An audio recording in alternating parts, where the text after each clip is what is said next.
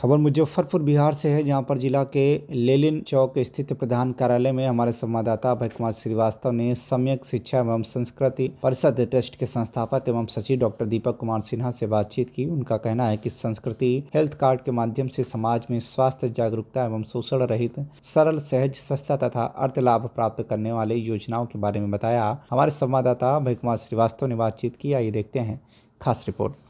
सम्यक शिक्षा एवं संस्कृति परिषद ट्रस्ट के संस्थापक का से हमने बात किया है, तो यह निष्कर्ष निकलता है इनकी एक ही मंशा है, एक ही इच्छा है। हमारे यहाँ बिहार में खास करके रोजगार की काफी कमी है और रोजगार को लेकर के ये इतना बड़ा कदम उठाए हैं, तो कहीं ना कहीं हमारे नौजवानों को जो आज अंधेरे नगरी में भटक रहे हैं, आज उन्हें एक रोजगार का अवसर मिला है। सहयोगी के साथ Abhay Kumar Srivastava, TV1 India news, Muzaffarpur. तो निश्चित रूप से बिहार के सभी जिले, सभी प्रखंड, सभी पंचायत समृद्ध होंगे और जब बिहार समृद्ध होगा, स्वाभाविक है कि आप राष्ट्र के निर्माण में सहयोग कर पाएंगे और हम स्वस्थ ग्राम से स्वस्थ राष्ट्र के सृजन करने की जो हमारी संकल्पना है, यह संकल्पना सार्थक होगी और इसी ओर हमारी पूरी टीम काम कर रही है, पूरे मनोयोग से कर दी है। अपने पूरे समय, अपना शक्ति, अपना ऊर्जा, अपना जो है अर्थ, अपना मन, अपना तन का पूरा उपयोग करके इन चीजों को हम लोग लगातार इस श्रम साध्य कार्य को कर रहे हैं और आगे भी करते रहेंगे। निष्कर्ष के रूप में बताइए कि इसमें किसको कैसे क्या फायदा? देखिए, निष्कर्ष तो यही है कि हमारी संस्था का नाम सम्यक शिक्षा एवं संस्कृति परिषद है, तो इसमें भारतीय संस्कृति तो मूल में है। तो इसमें यह सम्यक शब्द जो पहले जुड़ा है, इसका बहुत व्यापक अर्थ है। सम्यक माने समुचित, संतुलित, समग्र, सभी, जिसमें कोई छूटे नहीं। तो उस सभी की सभी तरीके से, माने अपनी प्रकृति, प्रवृत्ति और संस्कृति के अनुपालन करते हुए एक अनूठे विधि विधान से और संविधान को फॉलो करते हुए कानूनी ढंग से, पारदर्शी तरीके से हम यह काम करते हैं। इसमें मूल उद्देश्य हमारा है सेवा, लेकिन इस सेवा के माध्यम से हम 4-5 काम करते हैं जो निष्कर्ष में आपको हम बताना चाहते हैं। एक, कि जो युवा प्रतिभा बिहार में नशा और अपराध की ओर बढ़ चली है और जिसके कारण एक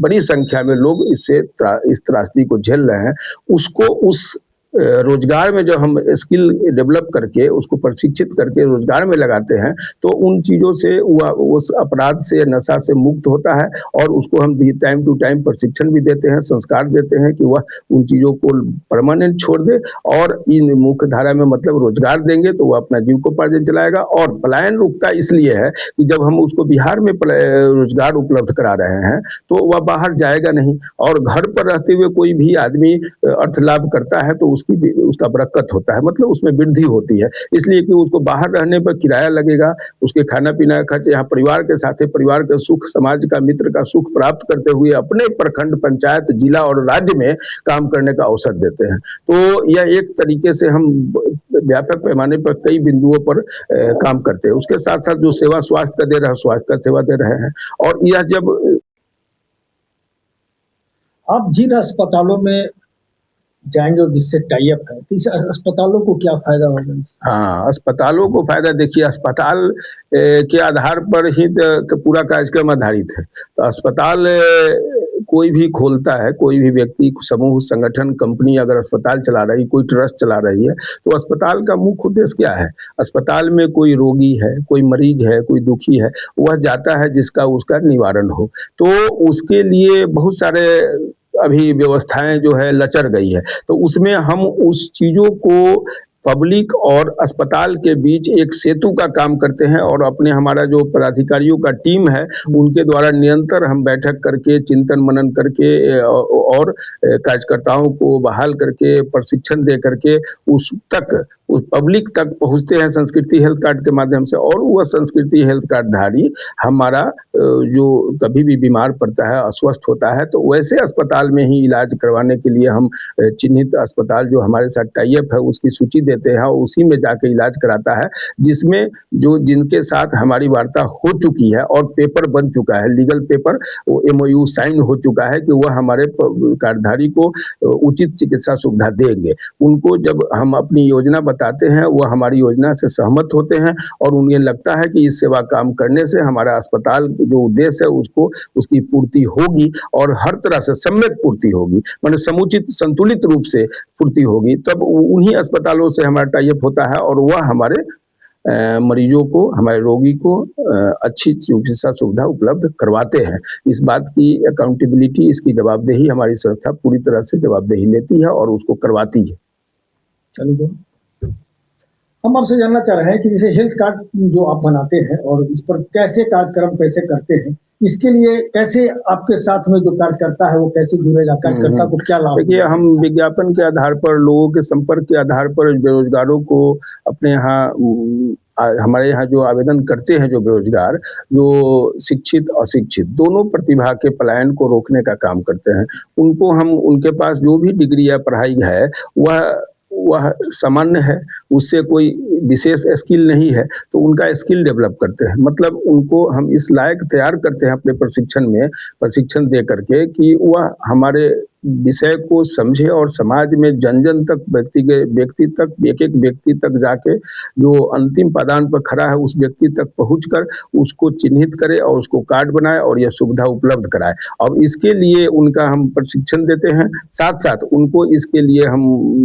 जीविकोपार्जन के लिए एक ऑनरेरियम, एक अर्थ लाभ की व्यवस्था भी किए हैं, जिससे उनकी बेरोजगारी दूर होती है और वह जब बेरोजगारी दूर होगी तो स्वाभाविक रूप से वो समृद्ध होंगे और मुख्य धारा में आएंगे। जी, आपके द्वारा जो हेल्थ कार्ड बनाया जाता है, तो इस हेल्थ कार्ड बनाने में मतलब कि समाज को क्या फायदा होगा इससे? देखिए, हेल्थ कार्ड के बहुत फायदे हैं।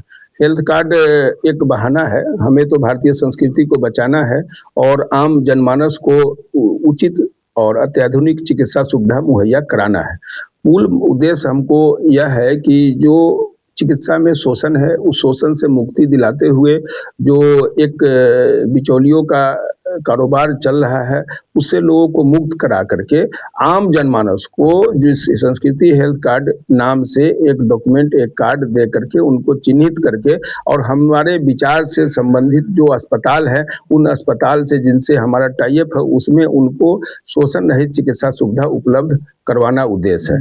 इसलिए उसके साथ साथ उनको हम उस कार्ड के में चिकित्सा सुविधा सस्ता, सरल, सहज तो उपलब्ध कराते ही हैं, साथ साथ उनके अस्पताल में भर्ती होने के पश्चात जब वह निकलते हैं तब उनको आर्थिक रूप से भी हम लोग सहयोग करते हैं, जिसमें उनको दूध और फल दवा के साथ साथ सेवन कर सके। वह पैसा भी उसी कार्ड के आधार पर, उसके लिए कोई अलग से चार्ज नहीं लिया जाता है, उसी कार्ड की पहचान पर हम वो पैसा भी उपलब्ध कराते हैं।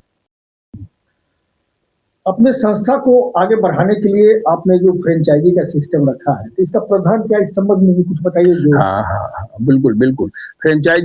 फ्रेंचाइजी शब्द का डिक्शनरी मीनिंग आप देखेंगे तो वह यही है कि किसी भी कंसेप्ट को कोई भी संस्था, कंपनी अभी अपने चीजों को विकसित और प्रमाणिक तरीके से, कानूनी रूप से उसको प्रसारित करने के लिए, जन जन तक पहुंचाने के लिए फ्रेंचाइजी का इस्तेमाल करती है।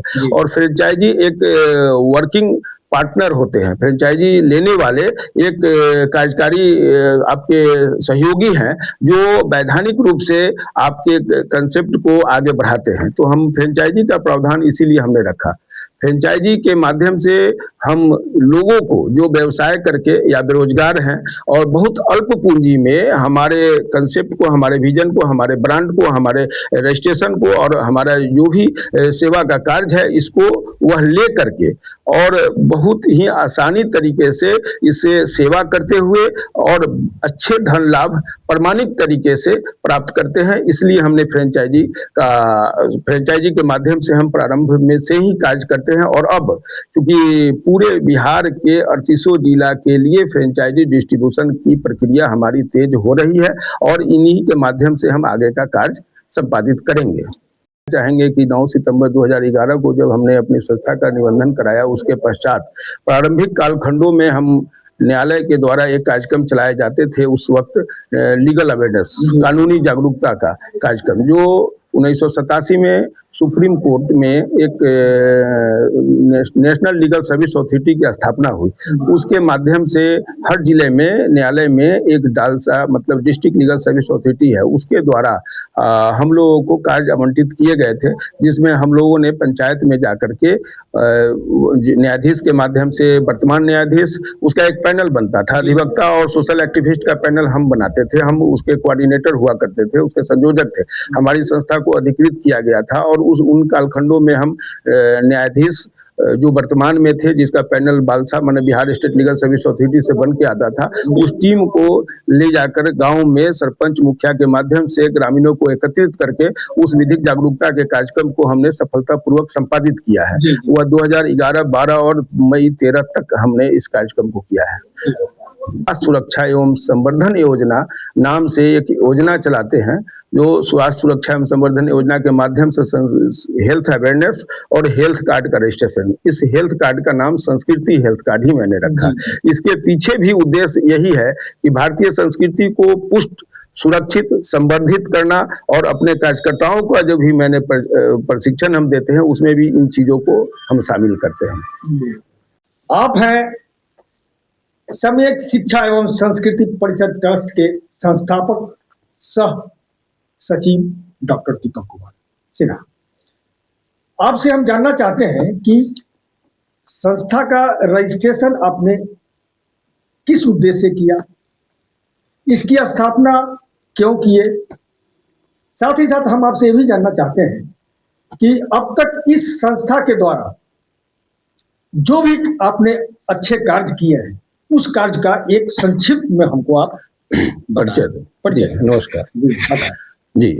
सर्वे भवन्तु सुखिनः, सर्वे सन्तु निरामया, सर्वे भद्राणि पश्यन्ति मां काचित् दुख भाग भवेत्। सभी सुखी हो, सभी स्वस्थ हो, सब भला अनुभव करे और कोई दुखी ना हो। इसी उपनिषद के इसी श्लोक के भाव के अर्थ पर आधारित हमारी संस्था का निबंधन हुआ। हमने भारतीय न्यास अधिनियम 1882 के अधीन भारतीय संस्कृति और भारतीय संविधान और पूरी आध्यात्मिक परंपरा को की चेतना को जागृति हेतु, मानव के सर्वांगीण विकास हेतु हमने इसकी स्थापना की। दूसरी बात यह कि इसकी स्थापना के पीछे जो हमारा यह श्लोक है, यही उद्देश्य है। तो इसमें सिर्फ समाज सेवा ही मतलब नहीं है, समाज सेवा के साथ साथ समाज किस प्रकार से मेरा समृद्ध हो और वह सफलतापूर्वक अपने मानव जो अपना जन्म लिया है, यह उस जन्म को सार्थक किस प्रकार करे और जिससे वह अपना जो सांसारिक आवश्यकताएं हैं इसकी पूर्ति के साथ साथ अपने प्रदेश और राष्ट्र का विकास कर सके और राष्ट्र को मजबूत बना सके। स्वस्थ ग्राम से स्वस्थ राष्ट्र के सृजन हमारी संकल्पना है।